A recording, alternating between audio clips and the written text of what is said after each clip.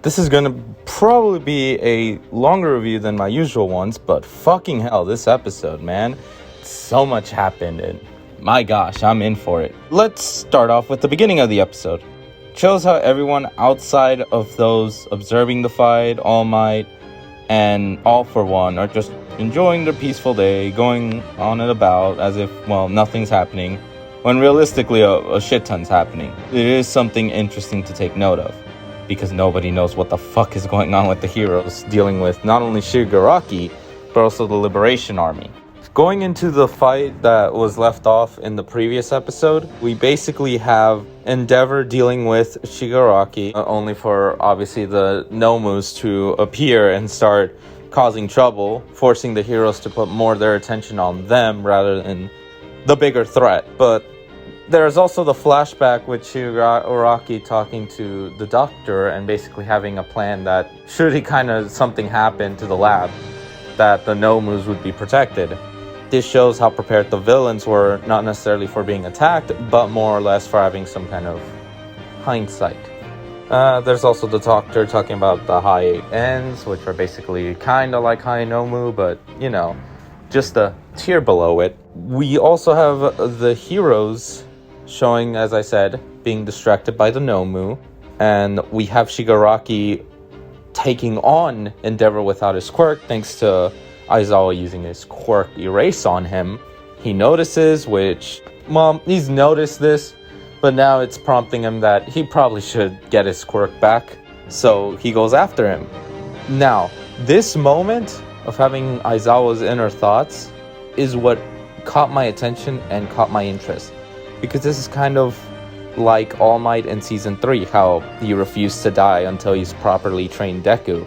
So in this case, this is similar, as Aizawa wants to live for the sake of his students. He wants to see them graduate. This shows just how strong the bond he has with the students, determined to survive no matter what. Just as it seems like Shigaraki is about to get Aizawa, Deku joins in the fight, meaning that, yeah, this is the start of the Deku versus Shigaraki fight. I like Deku basically saying that, yeah, if the teachers die, that'd be the worst outcome, since indeed they are important, every single one of them, and they basically help shape the next generation. There's also the fact that there's not enough heroes to help out to fight against Shigaraki, which, yes, that would force Deku and Bakugo to not listen to Gran Torino and have to join in. Even Endeavor is fine with it, knowing that, yeah, this is better than nothing. There's also the moment where All For One shows that he can control Shigaraki's body, with having him say, "You shall be mine, little brother."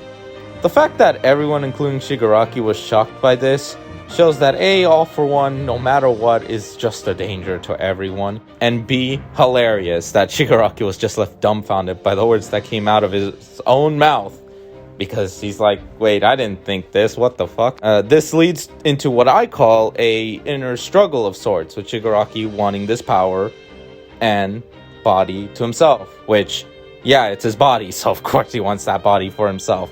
Subconsciously, he appreciates his master's teachings, showing just how important in this series the bond between a master and student is, and that he wants to surpass All For One, similar to how Deku wants to surpass All Might, a show of opposites between the two. Eventually, he does get back his body, which leads to Gran Torino confronting Shigaraki and is even angry with him since he's tarnishing Toshinori's legacy, even though Shigaraki doesn't really fucking know who that is.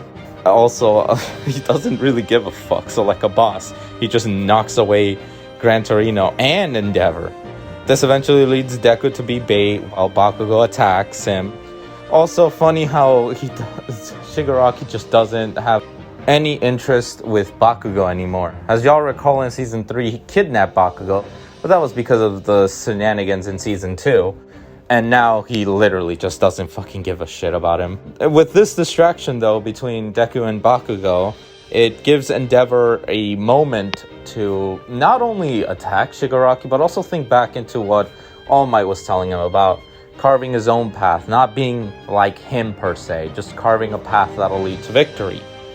And yeah, he uses his attack, Vanishing Fist. That's where the stop, at least in this episode, where the stopping point for this fight goes. And we go into the B, as I would call it, the B plot of this episode. Gigantomachik. I'm just going to call him Monster. I'm not even going to bother with that. We have the monster coming out of the ground and grabbing the League of Villains. He takes all of them on his back, as well as Skeptic, with Davi finding a liking to him, which is interesting. And yeah, they're basically, the monster has spotted, or well, knows where Shigaraki is and wants to help him out. So he goes towards it, towards that direction, which is a problem because, well, it's in the city and that will cause even more chaos. So Mount Lady being the first one to try to stop him, and with Woods and Midnight following behind. Sadly for Mountain Lady, she is easily thrown to the side by our big fella here, and with the help of the League of Villains, Woods and Midnight are basically stopped from even interfering with the monster's goal of reaching Shigaraki. Just as it all basically seems lost, Midnight, injured and put in a bad position, she basically alerts Creaty that with her given permission and the emergency of the situation, they need to put the monster to sleep, which is illegal. But given the circumstances, I mean, you gotta do what you gotta do. And that's, after this, like, it just shows that, yeah, Midnight is basically having one last stand. She's injured, and these Liberation Army are gonna go all out. Honestly, respect for Midnight. Going to Creaty, after wrapping her head around the situation, she, along with the other students that are with her, well, the other students, the Class 1A and Class 1B, they show their determination and wanting to join in the fight. So, considering that they're the last line of defense for the monster and getting to the city to join his master, they all work together in what the next episode seems to be the push to stop this thing. Overall, this episode has like a shit ton of action, and just the stakes keep getting higher and higher no matter what happens. It just seems like the villains had, at one point, the heroes had the upper hand beginning of the season, and by the middle of it, from the looks of it, at least for this arc, yeah, the villains have basically showed that they basically always had the advantage. It's just they were delayed for a moment. So hopefully, when we get Deku versus Shigaraki at full blast, it'll be perfect. As well as I said, pay respects for Midnight.